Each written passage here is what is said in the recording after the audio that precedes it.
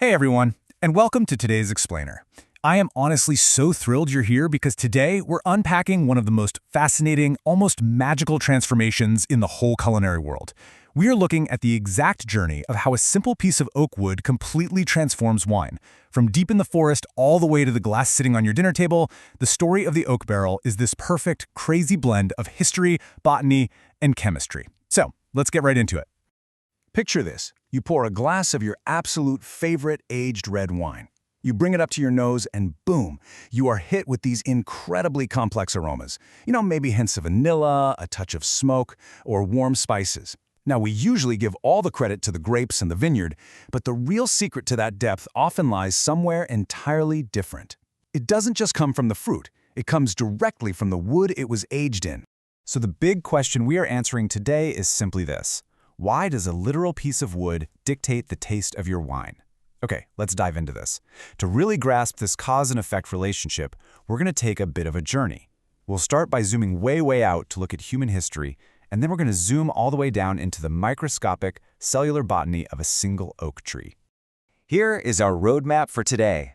First, the purpose of aging. Second, the history of the barrel. Third, American versus French oak. Fourth, other global oak varieties. And finally, decoding grain and porosity. All right, let's kick things off with Section 1, the purpose of aging, wood's active role. So you might be wondering, why don't winemakers just bottle their product immediately after fermentation? Well, it's because the barrel isn't just a passive storage container. It's actually an active ingredient. Wood provides an oxidative environment. That just means it allows a tiny, very slow ingress of oxygen. And that's totally different from bottle aging, which is reductive, meaning oxygen is almost totally absent.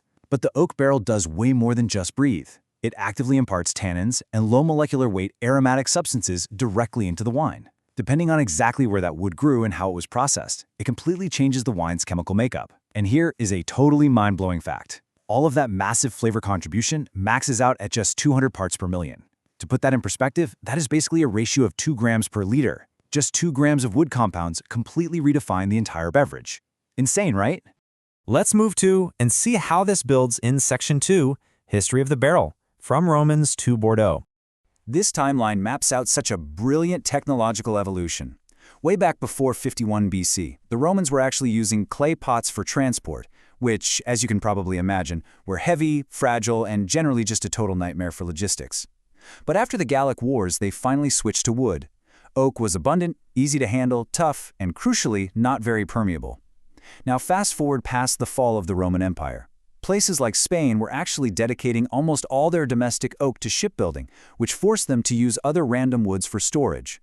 But the real breakthrough didn't happen until much later. People started noticing that wine stored in oak didn't just survive the bumpy transport, it clarified better and actually lasted longer. And that simple observation led directly to the deliberate invention of the 225-liter Bordeaux aging barrel around 1836. Humanity finally realized oak wasn't just a shipping crate, it was a high-tech preservation tool. Time for the heavyweight bout, Section 3, American versus French oak, a tale of two woods. Now what's really interesting about this is the dramatic contrast between these two specific woods. American oak, or Quercus alba, is kind of the wild child. It grows freely and unchecked in forests across states like Missouri and Ohio, and that results in a very dense wood. Because it has these thicker cellular structures called tyloses, coopers can actually just use a regular saw to cut it. Chemically speaking, it's famous for having super high levels of lactones. Those are specific molecules that just blast the wine with very marked, distinct coconut notes. By contrast, French oak comes from carefully reforested, tightly controlled environments. The wood is less dense and requires a much more delicate stave-splitting cut.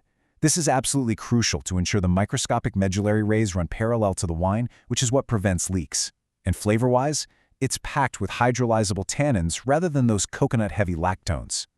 But let's actually zoom in a bit closer on France, because not all French oak is created equal. Nope, there are actually two main species mixed up in those forests.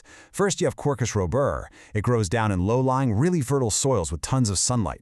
Because it has it so easy, it grows lazy and fast. This gives you a very coarse, highly porous wood that is incredibly tannic, but honestly not very aromatic. It's actually way better suited for aging heavy spirits like cognac. Then, on the other hand, we have Quercus petraea. This tree grows up at higher altitudes. It has to struggle. It builds character, which means it grows very slowly. And that slow growth yields this beautifully fine grain that is less tannic, highly aromatic, and allows for a really slow, progressive flavor extraction. Petrea is without a doubt the true aromatic star for fine wine aging. Expanding our map now with Section 4, Other Global Oak Varieties, beyond France and America. France and America usually get all the fame, but the Quercus genus actually has over 500 species globally. It's literally like a world map of flavor profiles. Over in Spain, they use Quercus pryanica, which gives this massive hit of vanilla and eugenol, adding incredible volume to the wine. Jumping over to South America, Colombia's Quercus humboldtii brings these fascinating smoky, spicy notes to the table, plus a distinct almond aroma with way less of that American coconut vibe. Hungary gives us Quercus freenetto, sitting perfectly right between the two French varieties with a gorgeous slow release. Costa Rica's Quercus ocarpa actually mimics American oak, while Chile's Nothofagus obliqua produces incredibly similar sensory results to traditional French and American woods. It is an incredibly diverse global landscape out there. Finally, we've reached our grand finale. Section 5, Decoding Grain and Porosity, Cellular Structure. So we hear the word grain thrown around constantly, but what is it really? Well, grain is simply the density of the wood's growth rings. You calculate it by taking the number of rings and dividing that by the width of the stave. So the absolute crucial point here is that the grain is a direct physical record of how fast that tree grew back in the day, and that historical growth rate dictates exactly how fast flavors will seep into your wine today. It's like a time capsule. Let's map this out using the famous 1995 classification by Vivas. So very fine or fine grain is anything under 2 millimeters. This is our high-altitude French Quercus petrea.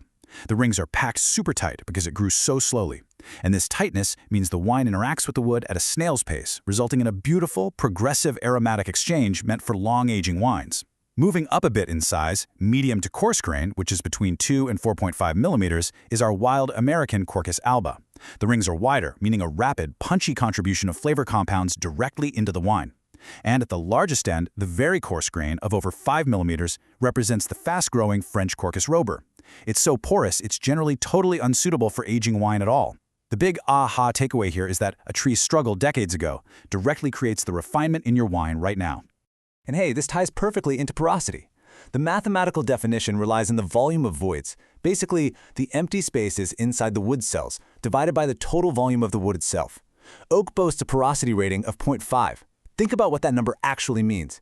It means 50% of the wood's volume is literally just empty space. It's highly, highly porous. It's exactly this microscopic, sponge-like quality that creates the essential micro-oxygenation environment.